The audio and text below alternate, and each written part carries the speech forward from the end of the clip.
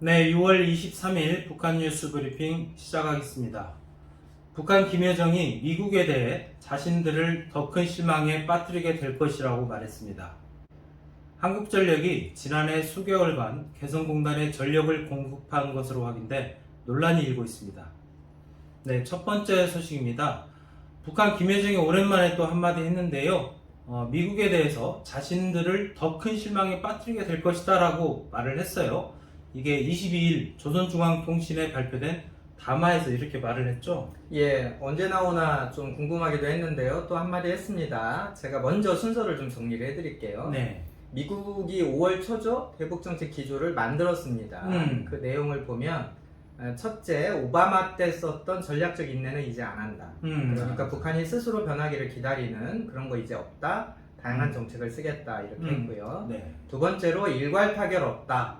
북한이 행동하는 만큼 우리도 행동한다. 뭐 이런 의미였습니다. 세 번째로는 하노이 선언 등 모든 미북 간 합의를 다 존중한다.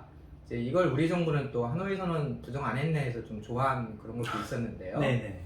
이런 것들은 대략적인 원칙이라서 어디 네. 말꼬리 잡기가 좀 어려웠는데 그렇죠. 그 다음에 이제 한미 정상회담이 열렸죠. 네. 문재인 대통령과 바이든 대통령 만나서 북한과 대화 노력한다.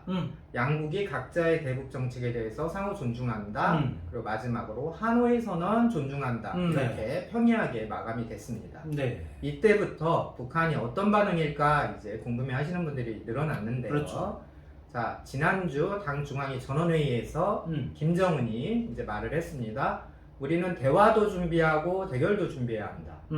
대결을 더 잘 준비해야 된다. 이 정도로. 네. 뭐 어찌 보면 좀 밋밋하게 평이하게 그냥 넘어가는 분위기였는데요. 네. 자, 이 발언을 두고 제이크 설리반 미국 백악관 국가안보 보좌관입니다. 네. 흥미로운 신호다. 북한이 대화에 나설지 우리는 분명한 신호를 기다리고 있다. 이렇게 말을 했습니다. 네. 공식적인 논평을 했던 게 아니라 네. ABC 방송과 인터뷰를 하는 자리에서 네. 이제 방송 쪽에서 물으니까 이 건에 대해서 이렇게 이제 짧게 답을 한 거예요. 네. 자, 설리반 보좌관의 이 발언이 공개되자마자 김여정이 냉큼 조선중앙통신에 담화를 발표한 셈입니다. 네. 내용은 사실 네 문장밖에 안 된다 그래요. 조선 속담에 꿈보다 해몽이라는 말이 있다. 미국은 아마도 스스로를 위안하는 쪽으로 해몽을 하고 있는 것 같다. 이렇게 좀 비아냥이었네요.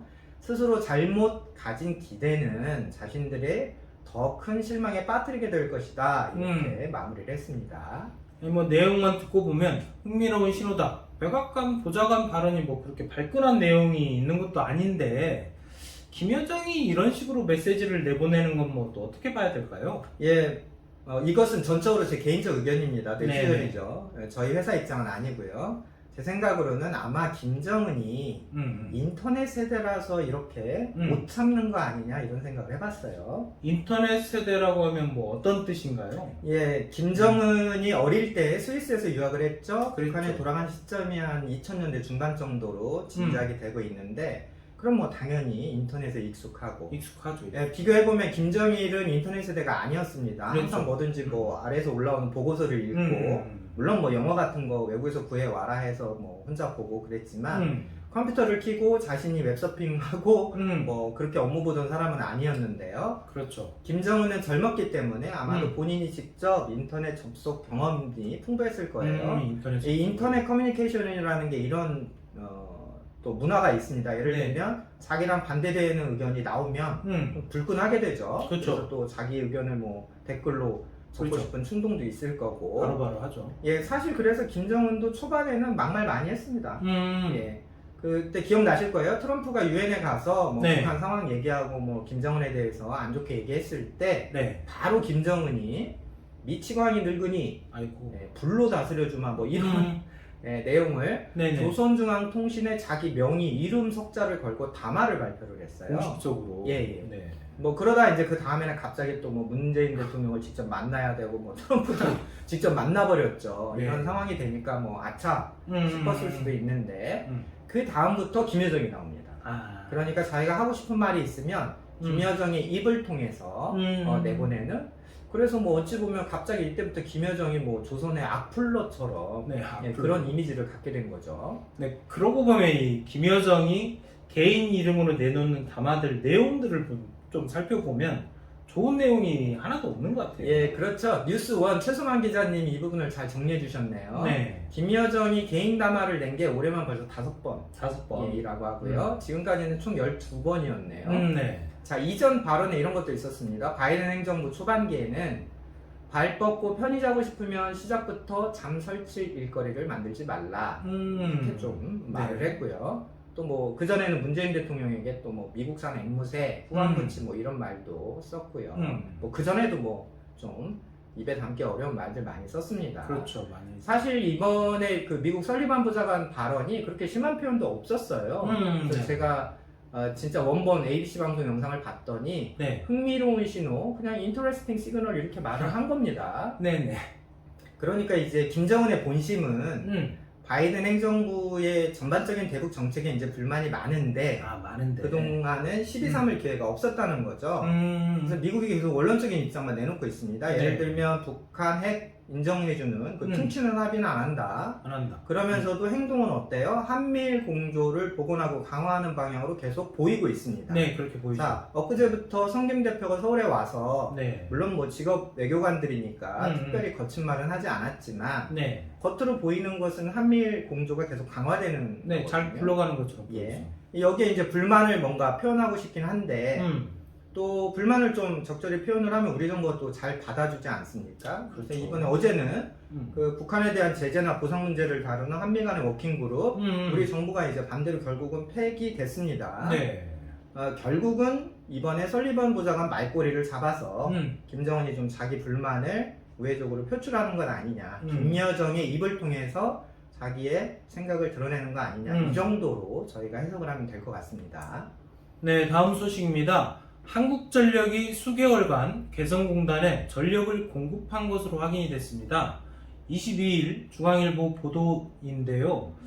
지난해 1월부터 개성공단에 우리 측 인력이 모두 철수한 상황인데도 불구하고 전기를 계속 보냈다는 내용이에요. 예, 뉴스를 보니까 이렇네요. 한국전력이 지난해 1월부터 6월 사이에 총 898메가와트아워의 전력을 개성공단에 보냈다. 한전의 분류로 보면 산업용이 4곳, 주택용이 1곳, 이 밖에 상업시설 등에 쓰이는 일반용이 9곳, 이렇게 네. 해서 총 14곳이네요. 네네. 뭐 남북공동연락사무소 청사에도 보냈고요. 뭐 지원시설, 뭐 정수장, 폐수장, 뭐 폐기물 처리장, 뭐 식당, 생활단지 등등에 이제 전기가 간 것 같은데, 문제는 1월 이후에, 지난해 1월 이후에 개성공단에 우리 측 인력이 없었다는 거예요. 그렇죠. 사실 2016년이죠. 북한 무력 도발로 인해서 개성공단이 완전히 폐쇄가 되면서 그때는 이제 기업인들이 다 빠져나왔고, 네. 뭐 2018년에 남북공동연락사무소 설치가 되긴 했지만 그 인력이 작년 1월에 한국으로 다 돌아왔다는 거예요. 네, 그래서 다 이제 나왔죠. 텅텅 비어 있었다는 건데, 사실 그동안 정부가 이 개성공단 쪽으로 전력 가는 거에 대해서 그것은 북한에 주는 게 아니라 연락사무소 운영 또는 우리 인원들이 편의를 위해서 쓰는 전기다, 이런 식으로 통일부가 말해왔거든요. 네. 그런데 이제 까놓고 보니까 우리 인력은 한 명도 없는데 전기는 갔고 또 전기가 사용이 됐고, 네. 제일 중요한 건 이 전기요금도 우리 정부가 전액 부담한다는 겁니다. 이 북한에 보냈던 전기량을 좀 보면 뭐 서울에 640가구, 그러니까 뭐 쉽게 보면 작은 아파트 단지 정도 하나 정도인데, 뭐 여기에서 한 달 동안 사용하는 전력량이라고 하면 뭐 크다고 보기에는 좀 어려운데, 그렇죠. 그럼에도 불구하고 이런 일이 발생했다는 것 자체가 좀 말이 안 될 것 같아요. 예, 정부 차원에서 보면 좀 북한이라는 어떤 그런 영역만 들어가면 좀 블랙홀처럼 되는 경향이 있긴 있습니다.